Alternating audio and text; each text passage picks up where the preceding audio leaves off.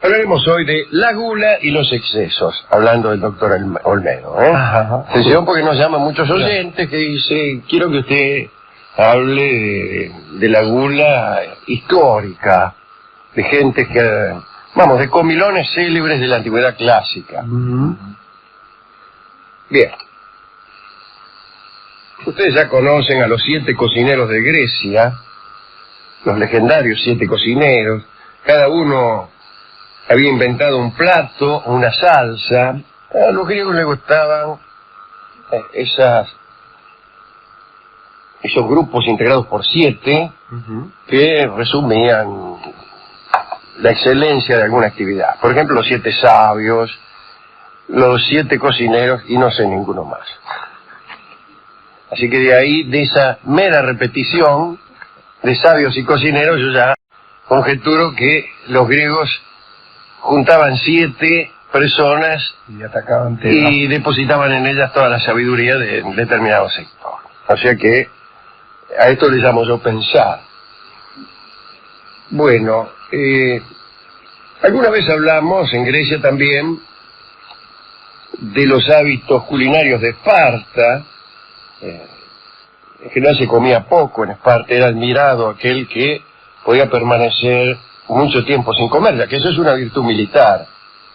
El buen militar debe comer, no es que deba comer poco o nunca, sino que debe, llegado el caso, acostumbrarse a ese carácter variable de la comida. Estamos en mitad de la batalla, son las 12, no vamos a parar de matarnos para comer un asado. Bien. Pero también eran famosos los espartanos aquel caldo negro, aquella sopa negra que tenía un gusto tan áspero que verdaderamente había que ser muy hombre para tomársela. La sopa no solo era repugnante, sino que ponía a prueba la voluntad de los hombres, para eso servía. El que no se atrevía a tomar el caldo negro, evidentemente no merecía formar parte del ejército espartano. Así tenía graves problemas. El que no formaba parte del ejército espartano no era espartano. Bien. Hemos hablado también alguna vez de banquetes en Roma, aquellos banquetes en que primero se lograba la saciedad y luego a hitos los comensales se trasladaban a los vomitorios, que eran, bueno, unas dependencias digo, bastante simples, ya que solamente se iba allí, disculpen ustedes si están comiendo, para vomitar. Una vez realizada esta exoneración, se procedía a ingerir nuevos manjares, y así hasta que sobrevenía la muerte o el hastío, hasta que uno se cansaba. Aquellos banquetes romanos estaban amenizados por orquestas es un decir, esto se lo agregué yo. Bueno, había músicos, tañedores de lira, flautistas, danzarinas orientales, pero también contadores de chistes, incluso había una especie de mesa de colados, a los que se llamaban parásitos, que eran invitados para chupar de ojo, pero tenían que cumplir con alguna obligación, y esta obligación por ahí consistía precisamente en hacer bromas y dejarse ridiculizar a cambio del morfe. Vos ibas en calidad de parásito a un banquete en Roma, y por empezar no te sentaban en la mesa central, no te ponían al lado de Mirta Legrand. Se te servía último, y tenías la obligación de hacer bromas, contar chistes, el chiste del pajuerano que preguntaba dónde quedaba el baño, el chiste del japonés que no entendía el idioma, etcétera. El emperador Augusto tenía uno de estos acompañantes, un parásito, llamado Gaba, el cual era invitado siempre con su esposa Irene, porque parece que el emperador sentía atracción por esta chica Irene, y Gaba tenía que mantener los ojos cerrados mientras a Augusto le tocaba a la mujer. Ajá. Pero un día vino un esclavo y le sacó el vino, y este muchacho Gaba sacó la espada y lo atravesó al esclavo. Y dice, un momento, dice, yo solamente me hago el gil con el emperador. Y siguió morfando. Igualmente fue condenado a muerte, y su mujer, la bella Irene, quedó en manos del hambriento Augusto. Se la dejaron a Augusto. No como mujer, los romanos eran muy cuidadosos de las formas familiares, pero habrá quedado ahí. Algunas curiosidades que tenemos hoy: Alejandro Dumas es el autor de Los Tres Mosqueteros, del Conde de Montecristo, y allí no hay muchos episodios de comida, pero sí escribió un libro que se llama Mi Diccionario de Cocina, donde ya desde el título se advierte que es un libro de cocina. Sí. En cambio, Los Tres Mosqueteros no. Claro. Ve Los Tres Mosqueteros y dice, no parece de comida, y Mi Diccionario de Cocina es más sospechoso. Sí, y ahí cuenta detalles curiosos acerca de la historia de la comida.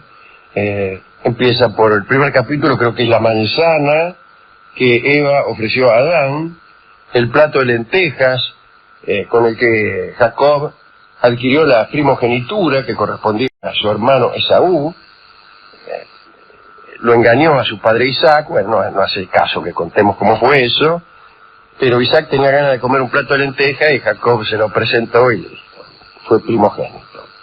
Dumas decía que la mesa había impulsado el camino del progreso, y hablaba de Cristóbal Colón. Desde luego todos sabemos que Colón hizo su viaje buscando el camino de las especias, y no de las especies, como dicen algunos, ¿no?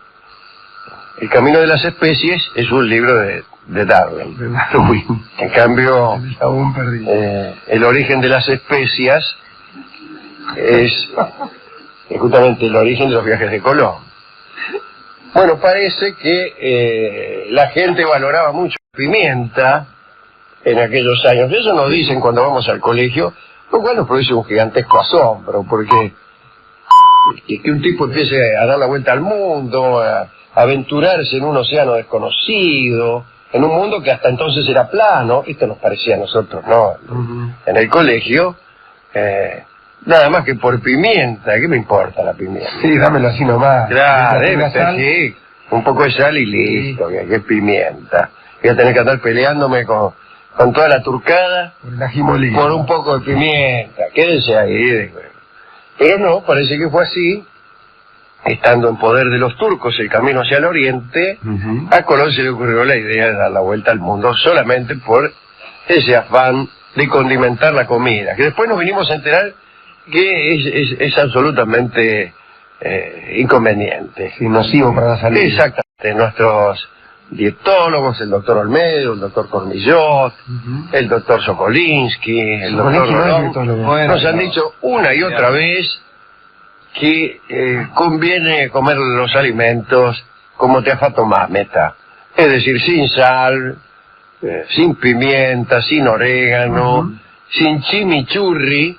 El chimichurri también estaba en poder de los turcos, ¿verdad? Sí, señor. Ese fue uno de los motivos del viaje de Colón. Los turcos la gente estaba desesperada por el chimichurri, y para comprar chimichurri había que atravesar el imperio otomano, y parece que a los muchachos del imperio otomano no les gustaba que le anduvieran atravesando el imperio. Ya la palabra chimichurri es turca, según usted. La palabra chimichurri, no, yo no digo que sea turca, digo que la gente estaba ávida de chimichurri y otras especies. De lo que hacía, especias.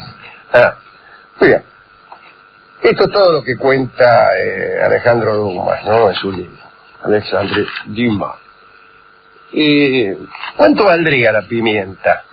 Carísima, mire si le... ¿Pero cuánto de cara? No se me ocurre, ¿verdad? Mucho flete. Pero más que el oro. Ahí está la cosa. Muy lejos. Dicen que muchas veces cuando secuestraban a un noble, el rescate lo pagaban en pimienta. Venían los tipos y dicen, si quiere ver otra vez con vida al noble Godofredo de Bouillon, Venía el tipo con el plato. dice, écheme 5 o 6 kilos de pimienta, un poco de orégano, Sí. y bayonesa. La mayoría para negociar, digamos, Sí, en todo bueno, caso. de cambio chico. Bien. Contemos algo de los hebreos, también de los primeros cristianos. Los hebreos más notables es el ayuno, desde luego, ¿no? El ayuno, primeramente, es un accesorio obligado del luto. Cuando uno está de luto, no muerta.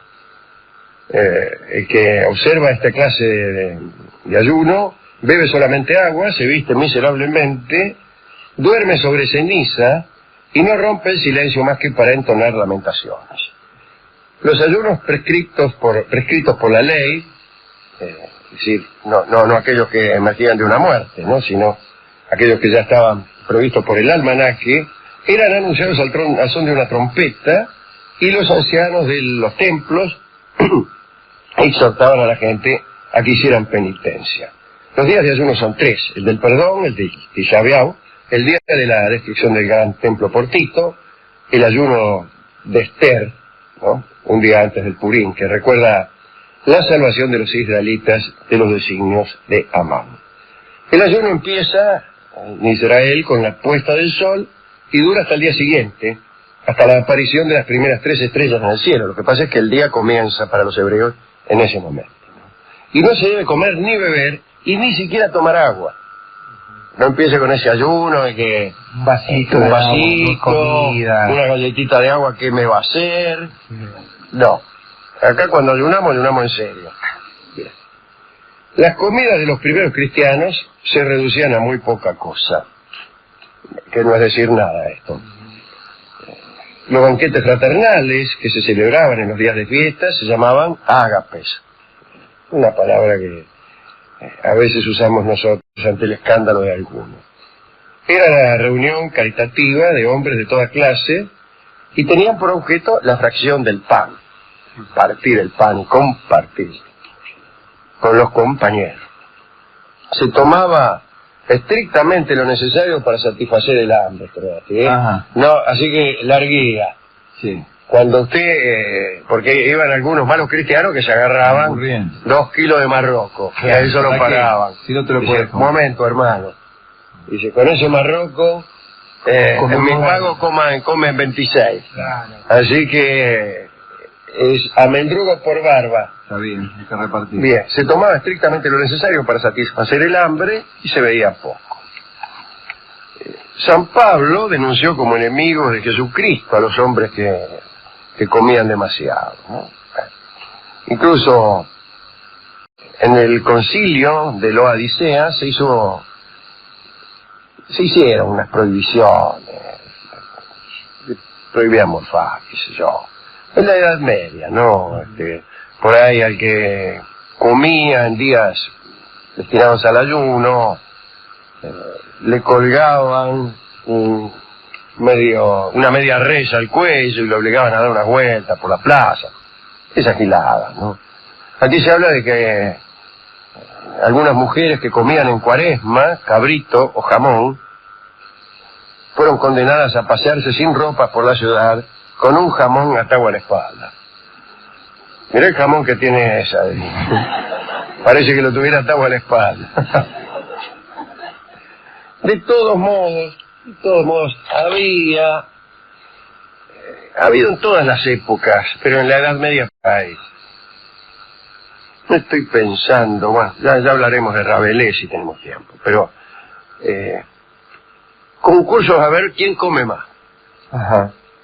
Eso es algo que ya no hay, ¿o sí? ¿No hay por televisión? Seguramente hay, sí. Qué raro, ¿no? Que no haya. En Estados Unidos. En Estados Unidos hay. creo ¿Hay que sí? mucho ¿Un programa a ver quién morfa más? Ah, Sí, ¿Sí? sí hay concursos. Lo dicho, no hay ya. Pero por ahí te hacías famoso como comilón, y entonces ibas de pueblo en pueblo compitiendo con el comilón de cada región. Claro. A ver, ¿quién comía más? Terminaba cuando uno se desmayaba o decía, no basta. Sí, Muchas gracias, señora, no quiero más. Estoy satisfecho. Estoy lleno. Sí, estoy lleno. Es de muy buen tono, ¿verdad, Rolón? No, ¿cómo va a decir? Negarse a un bocado que le ofrecen a uno diciendo, estoy lleno, a guisa de explicación. Está bien. Es de buen tono, No, es horrible. ¿Para qué no lo lleno?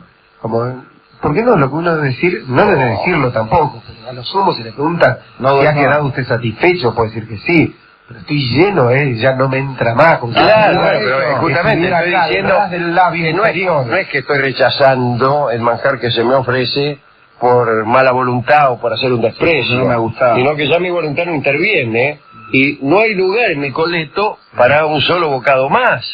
Es decir, estoy lleno. Sí, bueno, eso es muy malo, queda feo Y tocándose la panza. Y tocándose la panza para enfatizar. Mira cómo estoy. Y abriendo los ojos así como en un gesto de asombro. Y se golpea la panza, mirá. Oh, dice, no me entra más. no me entra nada. Pues, que también es una forma, ¿no?, de decirlo. Sí. Estoy sospechoso, decía un amigo. Bueno, había concursos a ver quién comía más. Y había comilones famosos. Acá se ha conservado, no en la historia europea de la Edad Media, pero sí en la historia griega de la antigüedad clásica. Ahí estaba la ciudad de Crotona, una ciudad célebre, ¿no? Célebre más bien por sus enemigos, que eran los ibaritas, que por otra parte eran sujetos a los que les gustaba comer mucho. Y allí en Crotona vivía un campeón olímpico, el 7 veces campeón olímpico, Milón se llamaba justamente. Y este ciudadano parece que un día se cargó sobre sus espaldas un novillo, lo transportó 120 pasos, lo mató de un piñón en la cabeza, lo hizo asar y se lo morfó entero. Se cuenta que este hombre, todos los días, así nomás, un día cualquiera, no un día que andaba con hambre, se morfaba 7,5 kilos de carne y 8 kilos de pan para empujar. Y se bebía 15 litros de vino, imagínense, a pico seco, Claro. 8 kilos de pan y 7,5 kilos de carne no pasan. No.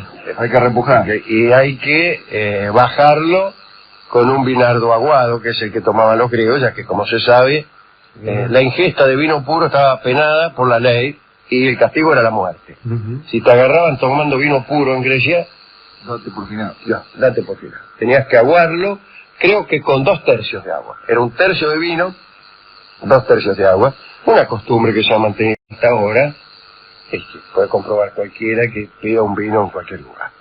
Yo no, porque Yo tomo vino. yo no me doy cuenta. A mí me dan un vino aguado, me dan el peor vino del mundo y me lo sirven con cara de que me están dando algo bueno. Mire qué cosecha es, Carolina. Mire, señor Dolina, 1930, dice. ¿Qué año? Un buen año para el Borgoña. Sí, qué año. Huélalo. ¿Qué año? Digo yo, lo tomo, parece hecho por los radicales. Sí, de 1930. 30. Yo soy del 30. Bueno, Hipólito. daré cuenta de Heliogábalo, otro emperador que era muy comilón también, que fue aquel que entró en Roma sobre un carro tirado por mujeres desnudas. Es extraordinario, hermoso. Hay que ser un malvado para hacerse tirar el carro por mujeres desnudas. Así son varias todavía. Claro. Sí, es. Peor que eso es hacérselo tirar por mujeres vestidas. Es la única cosa peor que conozco. Pero ahí, bueno, imagínese, Qué lindo. no me diga que a usted no le gustaría llegar a una fiesta, Rolón, Sí. en un carro tirado por mujeres desnudas. Mirá en qué Pero si vine. yo tengo 7 mujeres desnudas, no voy a ninguna fiesta, me quedo en casa. Esas son las fiestas. Claro. ¿Para qué la voy a compartir? Tiene mucha razón, uno Claro. tiene 7 mujeres desnudas que están dispuestas incluso a tirar de su carro. Imagínese. ¿Qué va a ir? ¿A la presentación del disco de Sandro? Claro. Deja el surque en la puerta nomás. Claro, no. No, yo no le voy. Pero bueno, Heliogábalo porque vivía de fiesta en fiesta, de orgía en orgía, y según usted sabrá, lo único malo que hay de andar de orgía todos los días es que uno se cansa. Claro, está saturado. Sí. Que yo no, dice, bueno, Hoy no. hoy nada. sorteo. ¿Es verdad? Y ¿Alguno de sus, usted le tocó a algún paciente harto de las orgías diarias? Casi, sí. Ah. ¿Y usted qué le sugiere? ¿Que se alimente? ¿Usted qué le dijo? Que me contara. ¿Que le contara en el sentido de que le relatara o que lo contara entre sus amigos? No. Que lo invitara. La próxima sesión no se la cobro, pero invíteme, dice. Claro, dice. No. ¿Cómo era eso, del carro? No, parece que la orgía era obligatorio Sí. llegar por lo menos con una mujer desnuda, que en este caso empujada, ¿no? Hay que traer algo. Claro, dice. y gente muy humilde que venía con la mujer. La mujer en enagua empujándole la bicicleta. Claro. Bueno, muy bien, este hombre... Bueno, pero está bien eso que usted dice. Si uno va a un asado y le dicen traete un vino, traete, si uno va a una orgía le dirán traete una mina. Bueno, ya que venís, Trae una mina. como quien se lleva un marrón glacé, Claro, trae una y mina. traes, bueno, ya que venís, traes si tenés alguna amiga. Claro, más o menos buena que para compartir. Claro, sí. Ya no vas a traer cualquier cosa. Ah. Imagínate. Venga con tu Más vale mujer. venir solo de última. Sí. Se cuenta que Heliogábalo se hacía confeccionar pasteles de lengua de pavo real. No me extraña. O pasteles de ruiseñores y faisanes. Un asco. Se jactaba de no haber bebido 2 veces de un mismo vaso. De especie de Heráclito en pantufla. Y teniendo en cuenta que sus vasos eran de oro y plata, bueno, parece que un banquete le costaba un ojo de la cara al pobre Heliogábalo. Este es el mismo que tenía unas disposiciones impresionantes para no ser envenenado, o sea, no le gustaba tanto comer, Ajá. y al final lo estrangulaba. Tenía probadores de comida, que eran muy frecuentes en la antigüedad. Sí, de hecho, ser envenenado estaba dentro de las 40 del MAS. Claro, sí, Para era esa gente. una forma de sucesión política el envenenamiento, ¿no? Mucho más frecuente que la elección de funcionarios, era su reemplazo previo envenenamiento. Bueno, y parece que lo asfixiaron en el baño con una esponja que los romanos utilizaban para una somera higiene. Como a Mitrídates. A Mitrídates le pasó peor porque él ya desde la primera juventud había resuelto adiestrarse para ser inmune a los venenos, tomando venenos por pequeñas cantidades. Pesaba medio gramo de no sé qué, 1 gramo, 1 gramo y medio, hasta que al final vos le dabas cianuro, Tipo muerto. no habría cianuro, andás a ver qué veneno, cantarela, que tampoco había, y el tipo no le hacía nada. Y ya directamente ni siquiera tenía probadores ni nada, porque él sabía que su organismo soportaba cualquier veneno.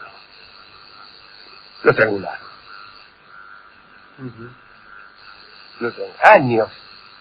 Años perdió el tipo aprendiendo a que los venenos no le hicieran nada, y al final lo estrangularon. Sus últimas palabras fueron: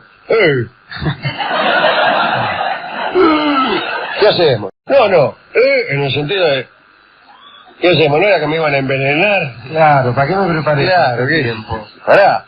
Pará por lo menos que me adiestre para que no me puedan estrangular. Hago ejercicio de cogote. Sí, claro, cogote de fierro. Bueno, otro que también comía mucho era el llamado sardanápalo. En realidad, el sardanápalo no era otro que Asurbanípal, el rey de Nínive, el rey de Asiria. Parece que ofrecía recompensas de 1000 piezas de oro a quien descubriera un plato nuevo. También la vida de Asurbanípal estaba rodeada de orgías, lujos y refinamiento, ¿no? Y entonces, como ya todo lo aburría, pagaba 1000 piezas de oro al que le inventara. Yo creo que es un placer nuevo, no un plato nuevo. Un placer nuevo. Sin darse cuenta,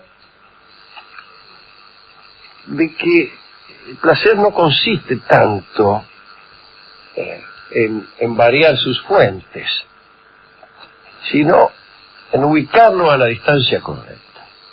A ver cómo es eso. Claro. Si usted, por ejemplo, cree que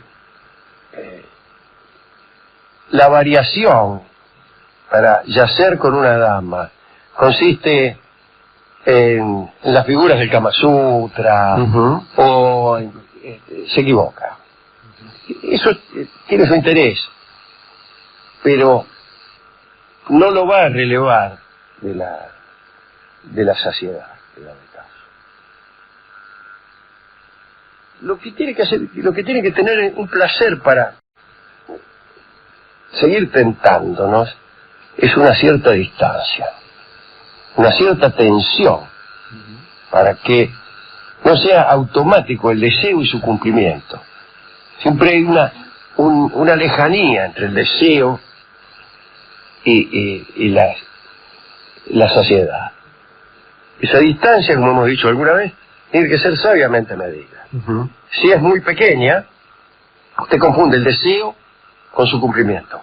Entonces, ese cumple, no tiene atención. Pero y si la pone demasiado lejos también. Si no se le cumple nunca, la viene y dice, ya voy a venir. Él espera una semana y después dice, tómatela. Así que es esa sabiduría. Una sabiduría muy, muy difícil, ¿no? Que eso es mejor que andar buscando alguien que invente algo nuevo. Lo único que hay nuevo son personas nuevas. Eso sí es nuevo. Un plato nuevo siempre es una variación de uno viejo. Me dirá usted, o diríamos nosotros si fuéramos cínicos, que las personas nuevas también.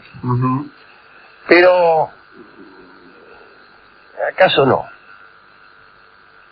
Hay en nuestra naturaleza algo que hace que cada desconocido sea una especie de mundo a conquistar.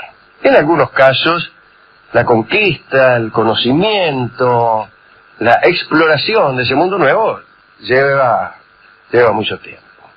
En otros casos, no. A la media hora usted ya recorrió el África. Y ahí también está la tensión, ¿no? Los tipos que son impenetrables, que en una selva ahí nadie penetra. Usted se vuelve, va a buscar otros continentes. Y otros que son las autopistas, que usted hace 600 metros y ya llegó a la otra punta. Y se va. Pero yo no sé si usted estará de acuerdo conmigo, pero la aventura mayor es la que se realiza en una relación interpersonal, no comiendo algo. ¿Y qué es el gusto? ¿Qué es esto? Dice, marrón glacé, banana con dulce de leche, etcétera, sí. No, me parece que son, como usted dice, no es lo mismo, que decir, no. Y hay un nombre. No digo, son derivaciones degradadas del verdadero placer. Claro, que es uno solo, como algunos de nuestros amigos ya lo han dicho. Sí, es así. Freud no escribió todo acerca de los 24 del puré de zapallo, ¿no? Claro. No es eso lo que mueve al mundo. Bueno. Ahora, ¿quién quiere dedicar estas breves y caóticas consideraciones acerca del placer de la gula, que me parece a mí el más vulgar de los placeres? Sí, bueno, a Irene, que usted la nombró al comienzo y que parece ser que era muy bonita. Irene en agua. Sí. Y ya que hablamos de tipos que iban a concursos, a comer mucho, a tomar mucho, me acordé de Thor y de Loki. ¿Verdad? Que tuvieron un concurso, porque el otro que iba con ellos no me acuerdo quién era, Balder, pero el otro corría. Pero creo que... No, era ni siquiera, era un caballerizo que era muy rápido. Claro. Sí, no era un dios, era un tipo de segundo orden. Pero Thor y Loki fueron a comer y a ver. Y le jugaron un torneo a ver quién comía más o quién tomaba más a los gigantes, y los gigantes los engañaron. Por ejemplo, le dieron a Thor, para que bebiera, un cuerno. Sí. Y Thor se lo empezó a beber y lo hizo bajar bastante, pero no pudo. No pudo terminarlo. Che, qué macana, no pudo terminar. Y ese cuerno contenía el mar entero. Entonces cuando, después del aparente fracaso de Thor en aquellas pruebas, uno de los gigantes le dijo, mire, el mar era el cuerno. Y hubo otra había bajado mucho. Claro, que había bajado mucho, había bajado casi 3 metros el nivel de todos los mares. Pero lo más extraordinario fue que lo hicieron pelear con una vieja. Y Thor peleó con la vieja, pero la vieja le ganó. Ahí nomás, pero le ganó. Y el gigante, cuando termina el hechizo, le dice, la vieja que te ganó era la muerte. Qué extraordinarios son los mitos escandinavos y qué fuerte contenido poético que tienen. Vamos a dedicarles a ellos, especialmente a Thor, que era el que escabeaba, el que morfaba. También había una de comer que él perdió ahí nomás, no me acuerdo contra quién. Bueno, alguien era el tiempo, ¿no? Pero ese era el no estoy seguro, creo. No estoy seguro. Bueno, ya me acordaré. ¿Con qué podemos ilustrar esta charla acerca de la gula? Hemos elegido el tango que se llama El Choclo, que es muy familiar en las mesas argentinas. Sí. Así que lo escucharemos en la versión de Horacio Salgán. Es un viejo tango que después tuvo letra, pero en las versiones usuales no la tiene. Es un tango de Villoldo. Después tuvo algunas letras, una de ellas de Enrique Santos Discépolo. Hoy escucharemos la versión del Choclo de don Horacio Salgán, justamente en homenaje a todos los golosos que escuchan este programa. Adelante.